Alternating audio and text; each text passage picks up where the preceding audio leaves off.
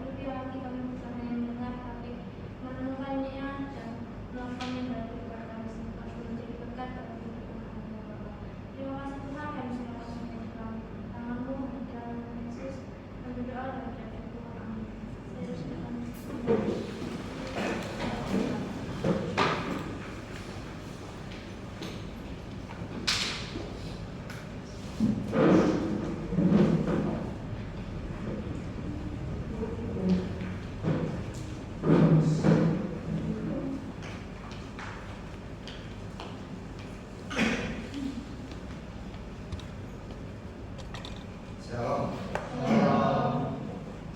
Masih semangat? Semangat terus, jawab dulu. Semangat ya. Masih percaya Kristus? Masih tinggal separuh. Sudah baca firman hari ini? Sudah ya? Oke. Kita akan baca benar firman.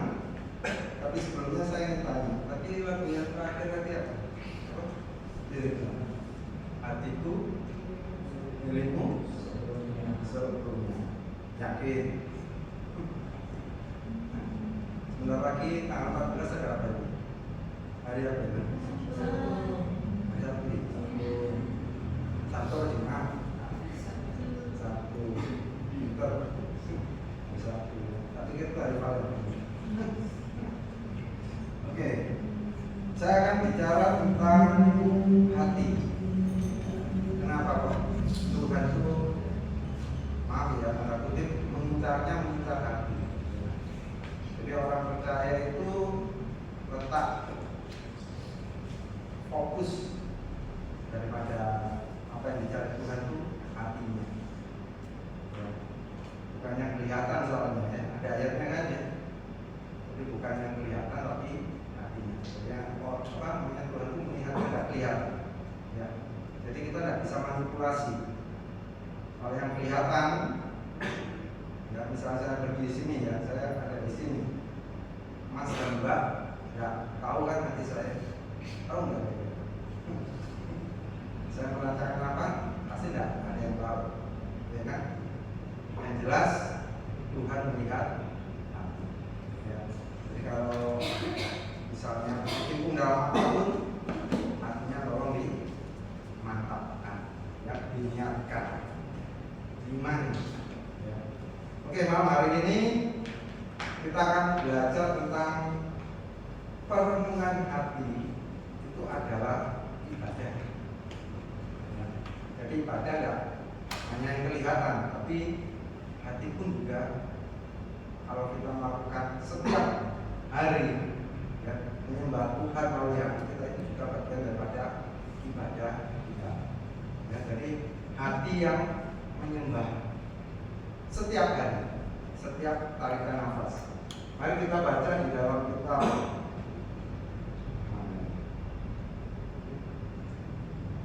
di dalam kitab Wahyu pasal 2 ayat 23b.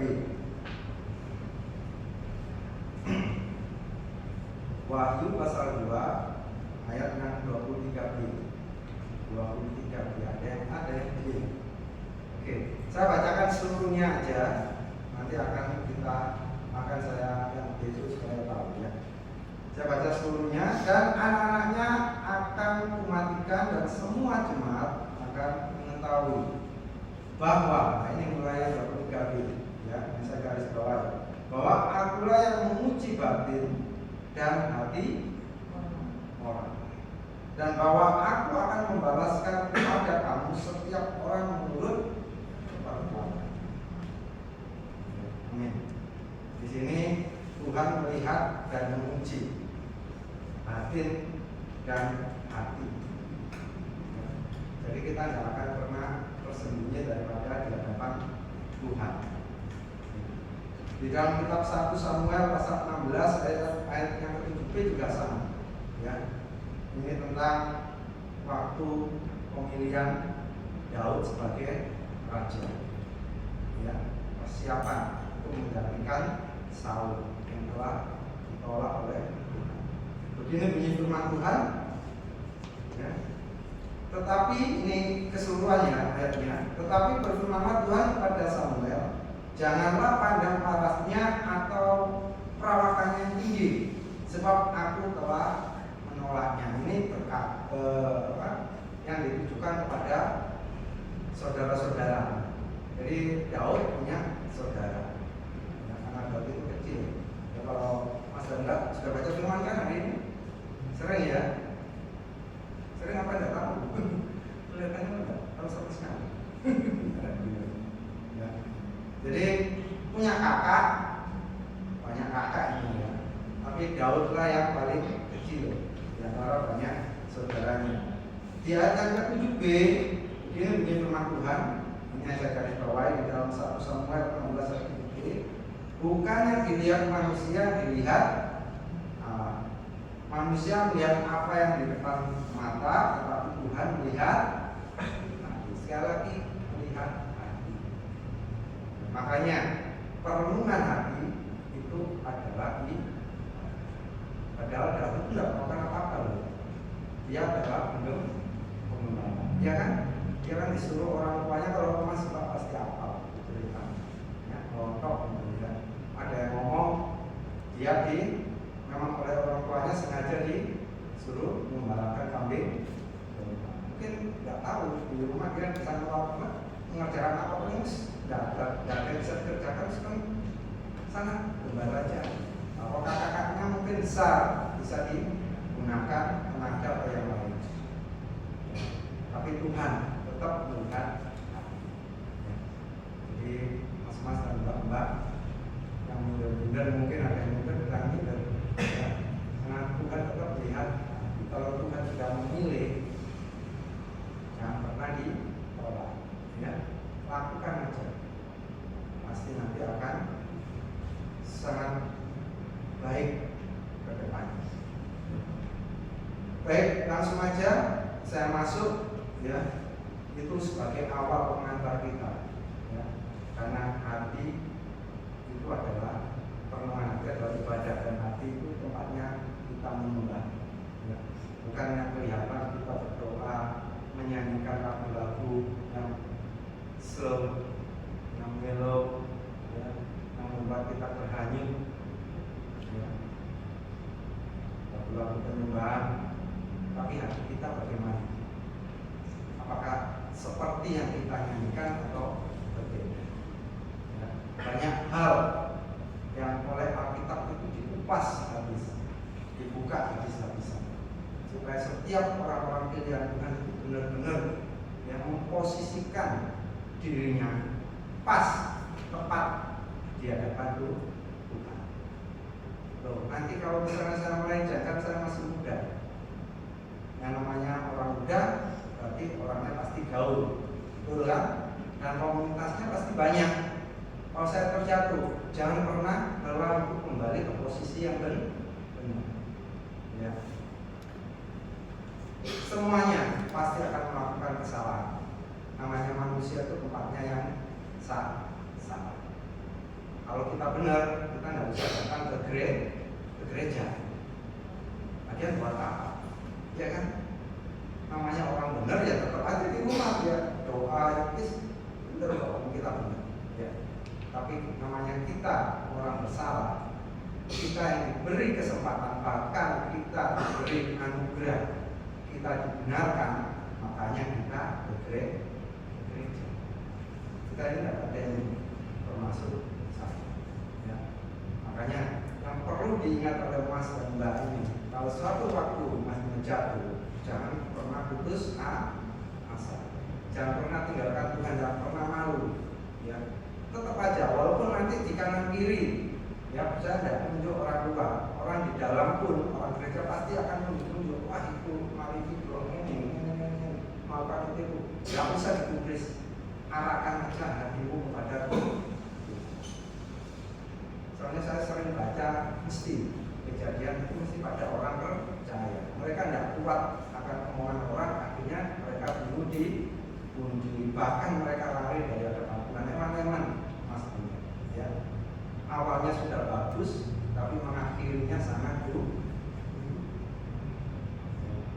Jadi jangan pernah tinggalkan. Oke, sekarang saya masuk ke dalam hal yang paling pokok supaya kita cepat. Ya. Sudah ngantuk kan? Atau punya kegiatan yang lain? Ya. Jadi kenapa kok Tuhan memilih hati? Karena hati ini tempatnya filter, Mas. Ya. Sedangkan alat gerbangnya mata dan telinga. Filternya ada di hati. Jadi saringannya ini yang menentukan outputnya atau hasilnya bagaimana dari Mas dan Mbak. Ya. Walaupun yang datang itu bersih, tapi kalau hati Mas dan Mbak itu kotor, tetap hasilnya akan keluarnya kok. Jadi tolong jaga benar-benar lah. Ada kan ayatnya, dari hati itu terpancar ke hati.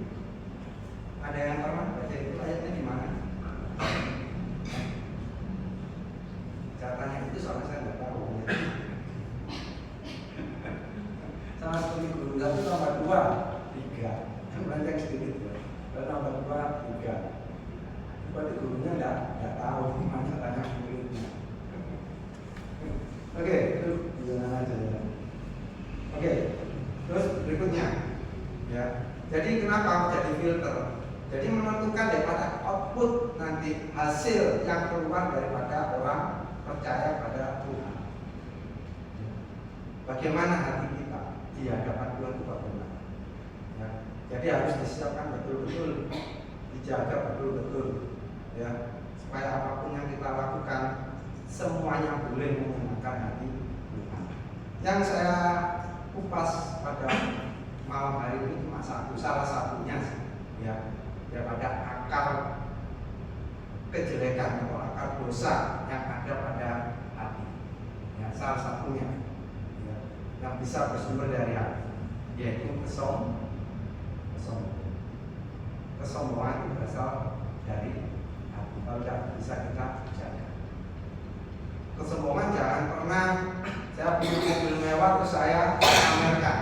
Oh, ini aku sufi. Ya. Apa mungkin masnya yang masih belajar, pinter di bidang tertentu, wah diperagakan, itu yang pinter. Wah, kamu semua kas, ya, pakai tanda isyarat lagi. Ya. Bukan seperti itu yang ya. Itu pun juga termasuk kesombongan, tapi ada kesombongan itu sangat tipis kalau di dalam Alkitab. Ya. Jadi dalam Alkitab itu hampir tidak kelihatan, tapi itu tetap namanya kesombongan. Yang pertama, ya, kesombongan itu masuk dalam hati manusia melalui, di sini saya garis bawahi ada tiga cara. Yang pertama yaitu melalui merasa diri yang paling benar. Ada yang paling benar di sini? Berhubung saya yang pakar, saya yang paling benar. Nah, itu caranya ya. Wah, saya paling, kalau orang itu dibuang, ya. Kalau ada yang merasa diri paling benar, berarti kan outputnya nanti bisa dilihat, ya, yaitu suka menghakimi orang lain. Ada di sini, bukan di sini aja loh ya. Kalau misalnya kamu di rumah, ya, atau mungkin Mbak dan Mas ini bisa lihat orang lain, orang itu rupanya seperti itu termasuk daripada kesombongan. Ya. Kita bisa lihat di dalam Lukas 18 ayat 11 sampai 14, karena ini banyak kita baca bergantian ya. Lukas 18 ayat 11 sampai 14, saya baca yang ke-11 yang diambil Mas dan Mbak ayat yang ke-6. Ya. Jadi Lukas pasal 18 itu tetangganya Lukas pasal 17 kalau cari. Saya lebih mudah. Sudah setelah 17 atau 18. Kalau 17 sampai 19 berarti ada gimana? Cari gimana? Sudah ya, saya baca dulu yang 11, yang 12 Mas dan Mbak, kemudian saya 13 dan yang 14 Mas dan Mbak. Oke, saya baca dulu yang 11. Di sini bunyi firman Tuhan dalam Lukas pasal 18 ayat 11 sampai 14. Orang Farisi itu berdiri dan berdoa dalam hatinya begini, ya Allah, aku mengucap syukur kepadamu karena aku tidak sama seperti semua orang lain, bukan perampok, bukan orang lalim, bukan berzina, dan bukan juga seperti pemungut cukai. Aku berpuasa 2 kali seminggu. Aku memberikan 10 dari segala penghasilan. Ayat 13. Tetapi pemungut cukai itu berdiri jauh-jauh, bahkan ia tidak berani menengadah ke langit, melainkan ia memukul diri dan berkata, ya Allah, kasihanilah aku orang berdosa ini. Aku berkata kepada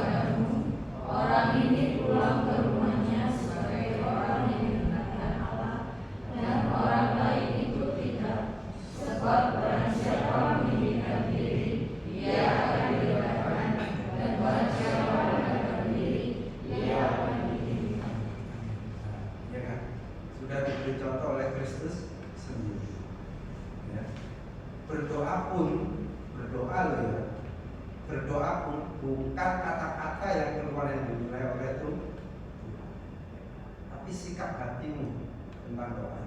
Doa itu penting, sangat penting. Tapi sikap hatimu yang paling penting. Percuma kata-katamu yang bagus-bagus keluar, tapi sikap hatimu tidak benar di hadapan Tuhan. Ya. Karena apa? Seperti tadi yang saya bilang, hati itu tempatnya penyembahan. Setiap hari jaga hati kita. Ya. Kita lihat orang lain yang tidak benar, kita sudah tunjuk Tuhan. Nah, daripada kita menguji menilai orang lain, lebih baik mengoreksi diri sendiri. Ya kan? Di sini dikatakan ada lagi yang aku berpuasa rusak karena akan turun gunung ya. Setelah semedi turun gunung, nunjuk-nunjuk kamu itu ya, tidak benar semua. Kesaktianku 10 kali lipat daripada kamu. Ya. Kalau kamu kan seperti itu modelnya. Oh ya. Kita kan anak Tuhan, tidak seperti itu. Jadi kalau kita sudah tahu hati-hati dengan hati. Ya. Sering ke gereja, sering pelayanan, lihat hatinya tidak mau ke gereja, mulai menunjuk nun, tipis kan? Kita tidak merasa kalau itu sebuah kesombongan.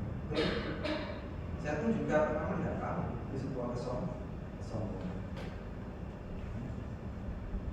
Kesombongan itu seakan-akan saya lah yang paling benar, kamu itu apa? Jadi tidak seperti itu. Dalam Lukas pasal 5 30-32 pun dikatakan begini. Ya, saya baca sendiri aja, langsung aja nanti. Mas Tanda bisa baca ya, Lukas 5 30-32.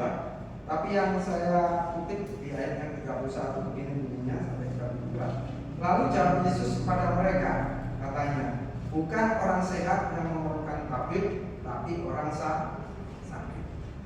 Aku datang bukan untuk memanggil orang benar, tetapi orang berdosa supaya mereka bertobat. Inilah yang namanya gereja. Ya, gereja itu bukan kumpulan orang benar, tapi kumpulan orang-orang yang dibenarkan. Jadi jangan berlagak seolah-olah jadi orang benar. Kenapa saya mengatakan ini? Karena kamu masih muda, bergaul dengan banyak komunitas. Bayangkan kalau orang muda Kristen mulai nunjuk-nunjuk, tidak ada orang berdosa bertobat, mas. Malah mereka ketakutan lihat seorang berjubah putih, berjenggot, bawa Alkitab sebelah kanan, rantai sebelah kiri. Tidak gitu caranya. Tapi setidaknya kita bisa mencerminkan kehidupan kita, yaitu Kristus sendiri. Kalau kita bisa menata hati kita, maka outputnya pun akan benar. Ya, orang lain bisa baca, tidak perlu kita baca Alkitab di depan teman-teman kita, tapi orang lain bisa melihat Alkitab melalui kelakuan dan seluruh ucapan maupun kehidupan kita. Itu yang akan mereka baca. Mereka pasti akan melihat Kristuslah satu-satunya Tuhan dan Juru. Iman kita harus terus dikuatkan, ya. Jangan sampai kita akhirnya gara-gara kita seperti itu, kita tidak sering baca firman, justru kita yang hanya. Ya.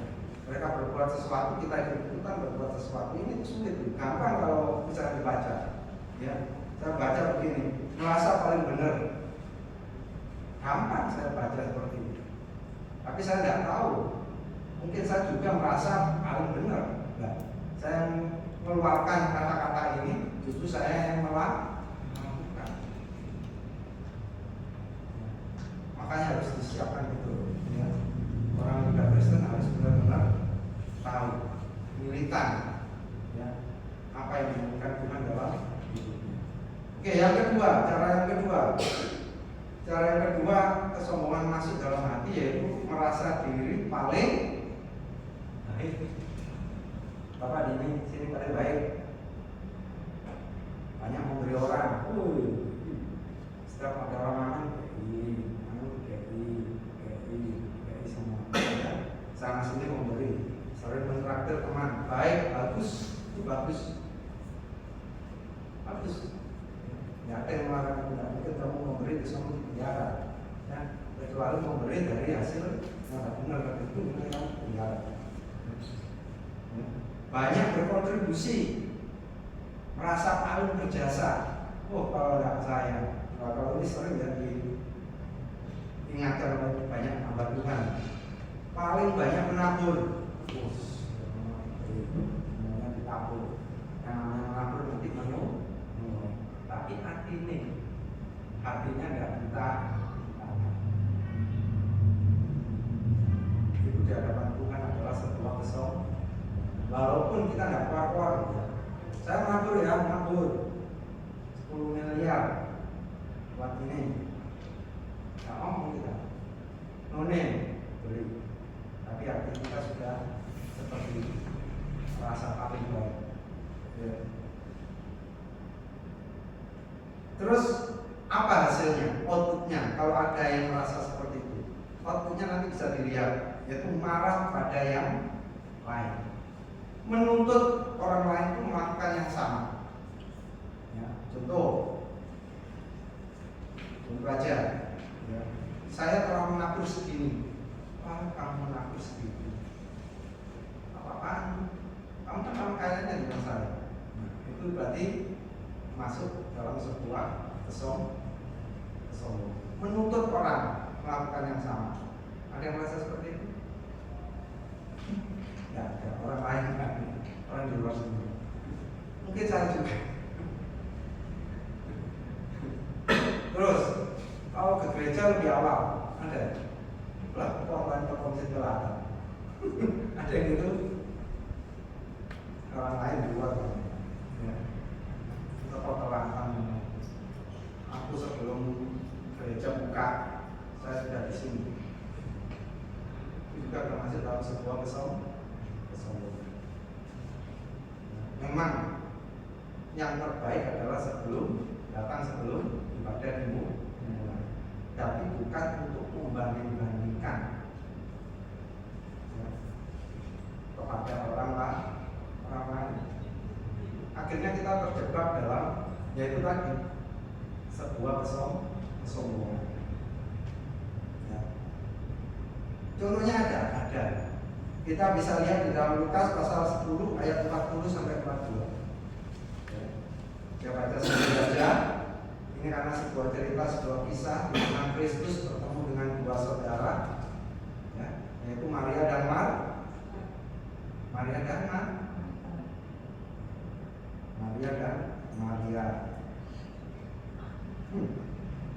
Yang betul cuma Cesar, Marta ya.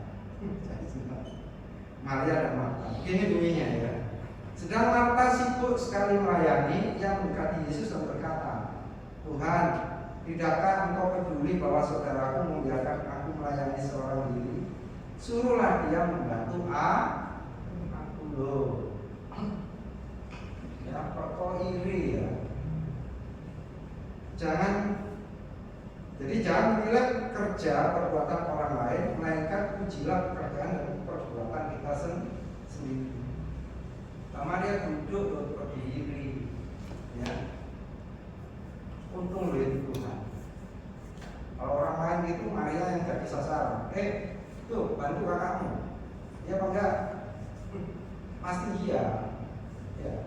Kalau orang rumah misalnya adiknya duduk baca, mendengarkan ada orang tua ngomong, terus kakaknya ngomong, itu lagi gue pasti akan bantu kakakmu. Ini Tuhan itu melihat hati. Dan perlu Mas dan Mbak, dalam versi yang lain, ternyata Marta ini menurut Mas dan Mbak itu dia jalan apa sambil menyiapkan jalan ke sana di sini gitu. Betul? Setuju? Siapa yang setuju di sini? Coba nanti Mas dan Mbak baca yang King James Version ya, KJV. Ternyata Marta dan Maria ini sama-sama duduk, dia tidak bergerak, duduk di kaki Yesus. Kalau kita nanti buka, ya. Dua-duanya duduk ternyata, bukan sibuk, duduk di kaki Yesus. Also, jadi Marta also, jadi Marta juga duduk di kaki Yesus. Cuma pikiran dan hatinya tidak tertuju pada Kristus. Dia sibuk dengan pikirannya, mungkin mengatur para pelayan. Di sini mungkin banyak tetangganya yang kerja. Paksa, kamu ambil ini, ambil kue, ambil, masa ambil dong, marah kue. Jangan Maria fokus pada apa yang diomongkan oleh Kristus. Sama seperti waktu kita ke gereja, ya, kita menyeru apa? Mengulang sedikit. Kalau kita bawa HP ke gereja, kemudian ada yang berkorban di depan, apa yang dibuka? Itu yang maksud Kristus. Ya. Hatimu tidak tertuju pada firman. Ya, putar-putar seperti lihat ayat. Ternyata ada. Saya kaget. Ya. Kalau saya dibaca di Alkitab bahasa Indonesia, saya pikir saya mungkin hampir sama dengan Anda semua. Marta itu jalan ke sana ke sini. Itu yang namanya Maria mungkin duduk di kaki Kristus. Misalnya kaki di bawah kakinya Kesia. Saya di sini. Itu Maria suruh bantu. Enggak. Jadi misalnya saya Marta, Maria duduk di kakinya Kesia. Saya dan Maria itu ada di kakinya Kesia. Jadi saya tidak berdiri di sini. Cuma pikirannya enggak di situ. Karena sekali lagi Tuhan melihat hati orang yang percaya kepadanya. Jadi tidak sibuk sendiri dengan pikirannya, ya. Jadi fokus. Kemudian ada lagi berikutnya. Nah, di ayat yang ke 41 dan 42 tetap di dalam Lukas pasal 10. Begini bunyinya. Tetapi Tuhan menjawabnya, Marta, Marta, engkau khawatir dan menyusahkan diri dengan banyak perkara. Tetapi hanya satu saja yang perlu. Maria telah memilih bagian yang terbaik yang tidak akan diambil dari dan ternyata yang terbaik bukan selalu yang kelihatan. Saya di depan sini belum tentu yang terbaik, Mas dan Mbak. Ya, saya menyampaikan firman, saya belum tentu yang terbaik di hadapan Tuhan. Mungkin saya terburuk di hadapan kalian semua. Karena yang terbaik belum tentu yang kelihatan. Yang tak kelihatan itulah yang diuji oleh Tuhan. Sekarang pelayanan dan perkenanan Tuhan untuk penilaian Mas dan Mbak, mana yang lebih baik? Pelayanan atau perkenanan Tuhan? Misalnya saya melayani membawa firman di sini, membawakan firman, tapi tidak dikenal sama Tuhan. Sedang Anda yang duduk hanya mendengar, dikenal Tuhan. Kira-kira Anda pilih yang mana? Berdiri menyampaikan firman, apa duduk? Kalau saya pilih yang duduk. Sekarang Anda ngomong, ya, dapat upaya besar. Sekarang yang berdiri di sini, ini awas ya. Jadi sibuk melayani tanpa tahu isi hati Tuhan itu adalah sebuah kesalahan besar. Ya. Sibuk melayani Tuhan, tapi tanpa isi tahu makanya hati-hati. Ya. Kan banyak. Ini bukan orang lain, saya karena di sini orang muda, khusus orang muda. Kan sering kalau kita doa, Tuhan pakai saya, hati-hati. Kalau kamu sudah doa itu, siapkan hatimu. Ya. Nanti kalau kamu sudah diberi pelayanan, hatimu harus pas dengan pelayanan. Ya. Nanti takutnya kalau sudah melayani, hatimu nggak pas, yang dibesarkan oleh dirimu yang namamu sendiri. Oh, aku memang sibuk sana, bagian membawakan firman, saya membawakan LCD. Kalau yang namanya Indra siapa lagi? Tidak pas. Cari isi hati Tuhan. Kamu mau apa? Gitu, ya. Karena perjalananmu masih panjang, tidak gampang. Yang perlu kami ingat di hatimu, sekali lagi hatimu adalah penyembahan. Kemudian yang ketiga, nah ini yang ketiga ini terakhir. Ya. Ini yang paling disuka karena sudah mau berubah. Yang ketiga adalah merasa diri lebih. Di sini merasa diri lebih itu adalah bisa paling berbeda dengan yang lain, bisa juga paling spesial, merasa diri paling dipilih Tuhan, yang lain enggak. Kemudian paling kaya, paling cantik. Di sini siapa paling cantik? Angkat tangan.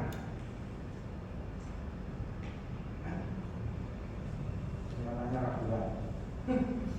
Paling ganteng. Jangan ya. Jangan salahkan saya. Salahnya. Saya sudah duluan. Kenapa raguan? Ini bukan yang masuk yang ketiga ini ya. Merasa diri lebih. Nah, hasilnya outputnya apa? Nah, outputnya Mas Randa, ya. Outputnya pasti bisa dilihat, ya. Orang itu pasti akan tidak menghargai orang lain. Bisa tahu mana ayatnya? Nah, di dalam 2 Korintus pasal 10 ayat 18 ini bunyinya, sebab bukan orang lain yang memuji diri yang tahan puji, melainkan orang yang dipuji Tuhan. Jadi bukan dirinya yang yang menilai dirinya sendiri, tapi yang dipuji Tuhan. Jadi yang dilihat dari yang tidak kelihatan, itulah yang nanti akan menjadi sesuatu yang indah. Bukan kesombongan. Kalau kesombongan itu menilai dirinya sendiri berlebih di hadapan orang lain. Hasilnya apa? Dia tidak menghargai, sering kali melakukan cemooh-cemoohan. Tahu? Misalnya, ya, ada orang, ya, waduh, alisnya apa belum? Ya, merasa dirinya bisa menatap. Wah, orang itu kodenya gendut, merasa dirinya ramping. Betul? Kalau sudah keluar seperti itu, tolong dikoreksi. Tutup mulut kita. Wah, roknya gede itu. Merasa rok kita yang paling bagus. Itu sedikit banyak kita akan merasa, tapi kadang-kadang itu lewat aja dalam diri kita. Itu juga termasuk dalam sebuah keangkuhan. Di dalam Amsal 29 ayat 23 dikatakan begini, keangkuhan merendahkan orang, tetapi orang yang rendah hati menerima pujian. Senang mencemooh dan tidak ada henti-hentinya dia menilai orang lain dan dirinya sendiri tidak diani. Dan akhirnya di dalam Mazmur 15 ayat 1 sampai 5 dikatakan begini, Mas Randa, ini ayat penutup kita. Mazmur Daud, Tuhan, siapa yang boleh menumpang dalam kemahmu?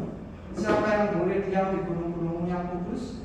Yaitu dia yang berlaku tidak bercela, yang melakukan apa yang adil dan yang mengatakan kebenaran dengan segenap hatinya, yang tidak menyebarkan fitnah dengan lidahnya, yang tidak berbuat jahat terhadap temannya, dan yang tidak menimpakan celah kepada tetangganya. Dan yang keempat, ini yang saya garis bawahi, yang memandang hina orang yang bersetir, tetapi memuliakan orang yang takut akan Tuhan, yang berpegang pada sumpah walaupun rugi. Ada orang yang mau dirugikan, Mas ada, misalnya Mbak kerja, Mbak belajar, dirugikan teman, ada yang mau? Ada yang mau. Tapi di sini dikatakan yang memegang sumpah walaupun dia inilah gambaran daripada anak-anak Tuhan yang terbaik. Ya, judulnya aja siapa yang boleh datang kepada Tuhan. Ternyata datang kepada Tuhan tidak sulit-sulit amat, juga sangat sukar. Soalnya melihat hati itu tidak dilihat manusia. Anda melihat saya berdiri di depan sini, tapi Anda tidak bisa lihat hati saya. Ya kan? Sama orang yang sama persis seperti apa namanya? Orang yang jatuh hati aja. Pernah lihat orang jatuh hati? Bisa dinilai dari gelagatnya? Oh bisa memang. Tapi kalau dia menyamakan, dia pasti tidak akan kelihatan kalau dia orang yang jatuh hati. Pernah jatuh hati nggak ya? Saya menyinggung jatuh hati soalnya kan dekat Yerusalem. 1, 2, 3, 4, 5, 6, 7, 8. Pernah jatuh hati? Nggak pernah semua, hebat berarti. Santuni jempol. Nggak pernah ada jatuh hati. Tapi di antara banyak ini saya yakin pasti ada yang patah hati. Kalau jatuh hati sih enggak. Yang patah hati pasti banyak. 1, 2, 3. Jadi sekali lagi pada malam hari ini, hati adalah penyembahan. Perenungan hati adalah sebuah ibadah. Jaga hatimu. Siapa lagi yang menjaga kalau bukan dirimu sendiri? Ya. Jadi setiap orang muda wajib bagi orang percaya pada Kristus itu harus baca firman. Karena untuk apa? Untuk jaga kelakuannya yang bersih. Sekali lagi, ayatnya ada di kitab apa?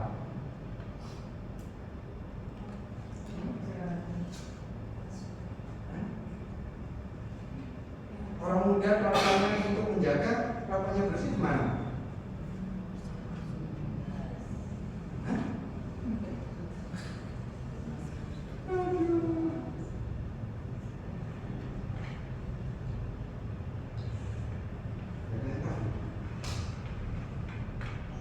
Ada di kitabnya aja. Oke.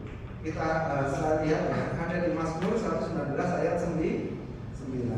Dengan apakah seorang muda mempertahankan kelakuannya bersih dengan menjaganya sesuai dengan norma agama? Betul? Salah. Sesuai dengan nasihat orang tua? Betul? Juga salah. Menjaga kelakuannya yaitu sesuai dengan kata lemah. Sahabat lagi. Dengan apa? Bapak gitu, anak mereka harus baca lagi. Iya juga. Anda lebih dengar dari saya. Ya. Oke. Demikian firman Tuhan yang bisa saya sampaikan. Kiranya saya harap kita semua termasuk saya sendiri tetap jaga hati. Ya. Karena dari hati lah timbul kehidupan.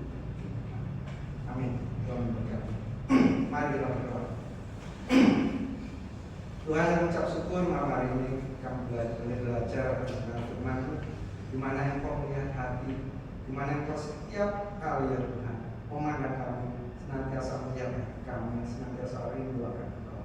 Oleh karena itu Tuhan, kiranya Engkau sendiri akan senantiasa memperbarui hati kami hari lepas hari, itu semakin indah di hadapan, sehingga kami teristimewa bagi anak-anak yang masih muda ini tetap mempunyai iman yang kuat hanya kepadamu, menjaga hatinya merupakan sumber kehidupan, sehingga apapun yang mereka lakukan semuanya untuk kemuliaan nama-Mu.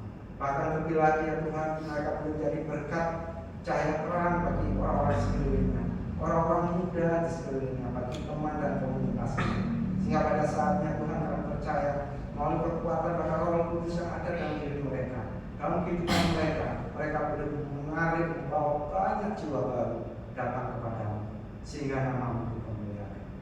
Demikian ya Tuhan, doa kami, hanya Kau sendiri akan merawat dan menjamah mengurapi setiap anak-anak yang masih muda ini, sehingga mereka boleh besar di hadapan-Mu, perkenanan-Mu senantiasa ada dalam hidup mereka. Karena hanya di dalam nama Tuhan kami Yesus Kristus kami ucap syukur dan berdoa. Haleluya.